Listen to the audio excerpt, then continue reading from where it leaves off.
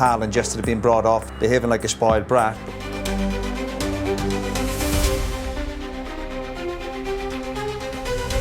Football isn't all bromance and team spirit. Sometimes, rivalries run deeper than the game. When egos collide, the drama can be just as intense as the match itself.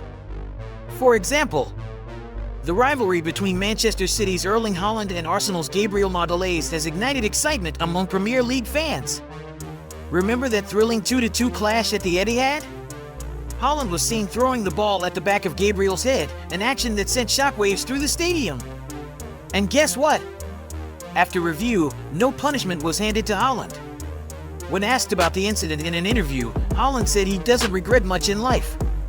The drama continues. After the match, Haaland couldn't resist dropping a cheeky line to Arsenal's head coach, Mikel Arteta, telling him to stay humble.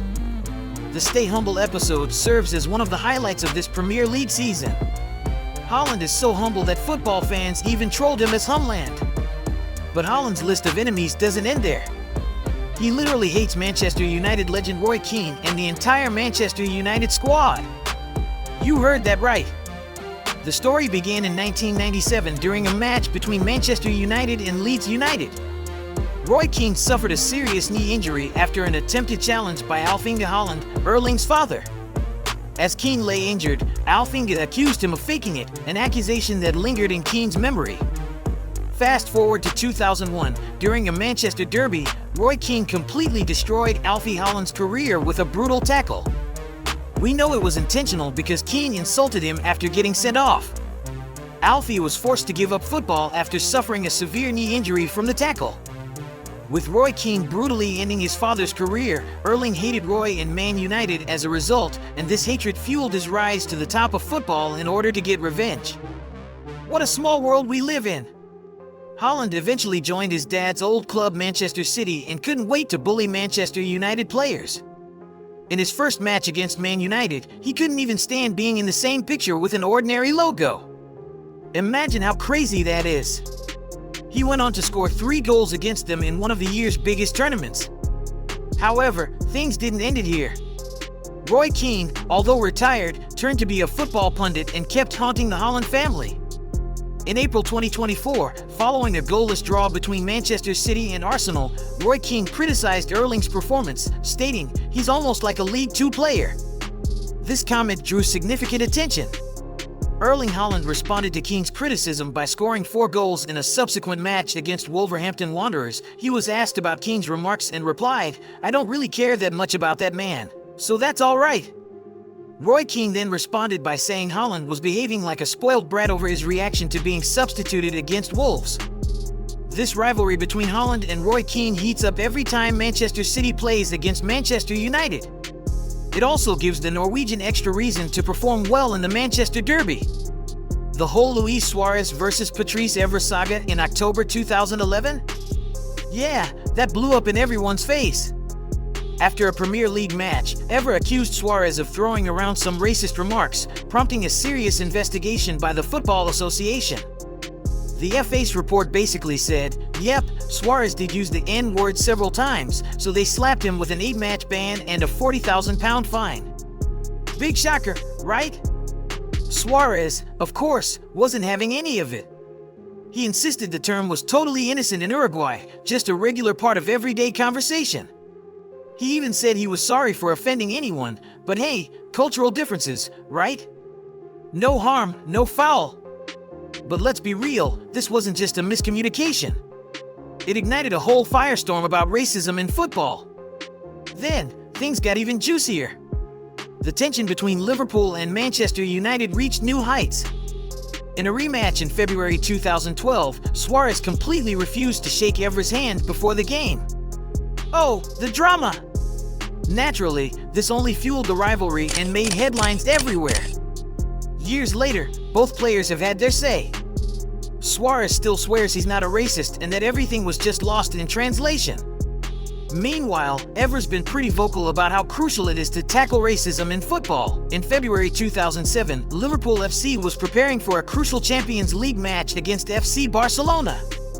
As part of their preparations, the team embarked on a training camp in Portugal, which included a team-building dinner and karaoke night. During this event, forward Craig Bellamy persistently urged defender Arne Riise to participate in the karaoke session. Riise, uncomfortable with singing, declined multiple times. Bellamy's insistence led to a heated exchange between the two players. Later that night, tensions escalated dramatically. Bellamy, reportedly under the influence of alcohol, entered Riise's hotel room wielding a golf club. He struck Riise, aiming blows at his legs. Riise recounted the incident, stating, "Next thing I saw was a golf club smashing me on my backside." Despite the severity of the confrontation, both players managed to set aside their differences for the team's sake. Remarkably, in the subsequent match against Barcelona at Camp Nou, Bellamy scored the equalizing goal and celebrated by mimicking a golf swing, a gesture referencing the prior incident. Riise then scored the winning goal, leading Liverpool to a 2-1 victory. In the aftermath, Bellamy was fined £80,000 by Liverpool's management for his actions. He later expressed remorse, describing his behavior as pathetic and drunken bullying. Riise accepted Bellamy's apology but admitted that he has not forgotten the incident and prefers to have no contact with his former teammate. At PSG, things got awkward between Neymar and Edinson Cavani when a penalty dispute nearly tore the team apart.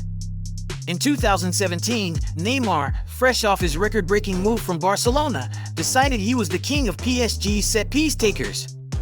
Cavani, who'd been the club's penalty specialist for years, wasn't exactly thrilled about this new dynamic. The most infamous moment came during a match against Lyon, where Cavani was about to take a penalty, but Neymar insisted he wanted it instead. The two men bickered on the pitch, with Neymar taking the ball from Cavani and ultimately converting the penalty. To say Cavani was not happy would be an understatement. The fallout from this moment had PSG fans on the edge of their seats, as it was clear the two stars were struggling to coexist despite being part of the same team. The tension was so palpable that even coach Unai Emery had to step in to try and mediate. Both players later downplayed the dispute, though Neymar was often seen as the one pushing for dominance. Cavani, for his part, wasn't exactly thrilled with the treatment he received from the media. The aftermath of this saga? Neymar eventually left for Saudi Arabia, and Cavani moved on as well.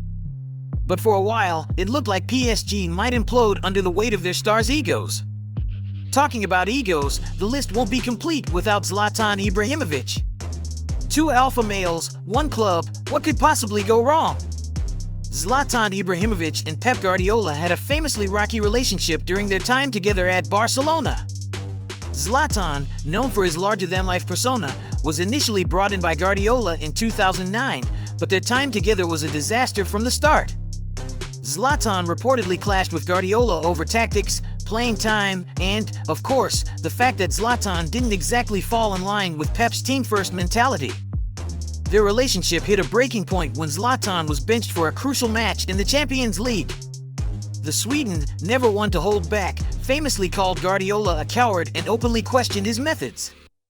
Zlatan didn't mince words, even in his autobiography, where he described Guardiola as a petty dictator who ruined his time at Barcelona. Of course, Zlatan being Zlatan, he didn't shy away from adding fuel to the fire. He later went on to claim that Guardiola's inability to manage big personalities was one of the key reasons for their falling out. Safe to say, these two were never going to be best pals. One of the most scandalous off-the-pitch feuds involved John Terry and Wayne Bridge, and it was not just about football. The feud exploded when it was revealed that Terry had an affair with the girlfriend of his then teammate, Bridge. The situation became even more awkward when the two had to face each other on the pitch. In a Chelsea vs Manchester City match in 2010, Bridge refused to shake Terry's hand before the game.